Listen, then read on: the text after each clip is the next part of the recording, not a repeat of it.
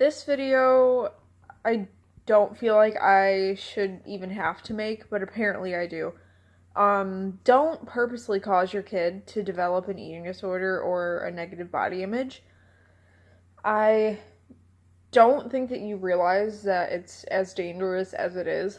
It doesn't seem like it's going to be dangerous at first. Your kid might be overweight. You might think they're too young to even process that. You think, oh, eating disorders don't happen to people around me. They only happen far away somewhere. I have never known somebody with an eating disorder. But listen, they can happen to anybody, anytime, any place, any age, any circumstance. Your child could develop an eating disorder, body dysmorphia, any kind of negative body image just from what you tell them. If you're telling them they eat too much and they're eating a normal amount, if you are calling them fat when they're a healthy weight or making negative comments about their weight, if you're forcing them or telling them they need to exercise and they already exercise and are fit and everything like that, if you are pushing them to eat less food and purge their food, all of that, and you're commenting on their flaws constantly, even if it doesn't have anything to do with weight, commenting on a kid's flaws is pointless because, they know what's wrong with them.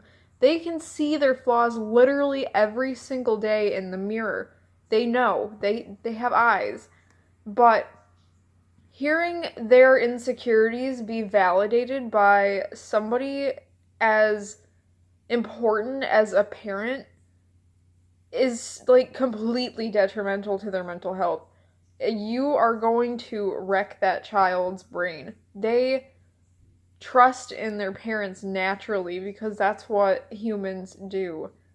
If a parent is telling a kid something, they're obviously going to believe them. So, with that said, now that your child believes the things that you've told them, they really take it to heart, and it's stuck in there. So think, they're going to develop this because you were doing this. And it is possible that they will develop it. It's not some kind of crazy, maybe 1 in a million. They might actually develop an eating disorder because of you. Now, I don't know if you know what that means, but with mental illnesses, eating disorders are literally the number one killer. More people die from their eating disorders than they do any other mental disorders. It doesn't seem like it's going to be bad at first. You could be 200, 250 pounds. You could be a higher weight and still have anorexia and pass away because you're not feeding your body the proper nutrients. You don't have to be sickly skinny. There's no way that you can look out and make sure, that I didn't give them an eating disorder because they're not thin yet. Yet is the point. They will be at some point. And if they're not, you know what? They're still sick. And it's a constant thing in your brain to have an eating disorder.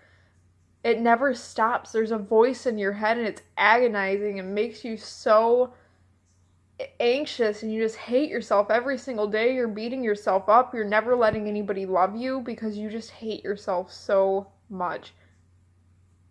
Please don't cause that in your children. They are getting that from every direction. If they already have a negative voice in their head and or even if they're being bullied at school, they're getting it from everywhere. And children have this thing where they're like, no, maybe I'm normal. Maybe not. Maybe I'm okay. But then their parent says, no, you're not. You're fat. It's going to validate their worries. It's going to really freak them out. Please don't do that to your kids. I'm going to put more in the description about signs to look out for eating disorders because you may not even know that you accidentally caused an eating disorder. You might have no clue. So I'm going to put links to articles about symptoms to look for, different eating disorders, different criteria for eating disorders, because people don't assume that you have one because the criteria is very not like it's presented in the media. So yeah, I'm going to put resources in the description, and if you're suffering with an eating disorder, I'm very sorry. You are always welcome to comment and subscribe to my channel if you want to see somebody else, I guess, that you can relate to. Sometimes I have my Tumblr in the description if you want that. But yeah, so please treat your kids well and just really be attentive with this kind of thing, because it's scary. It's really, really scary, and it's ruined my life. It ruined my school. Your kid might not even graduate because of this, or have friends, or see their family, or die. Seriously, take this seriously. Share this video, I guess. I don't know. Okay, bye.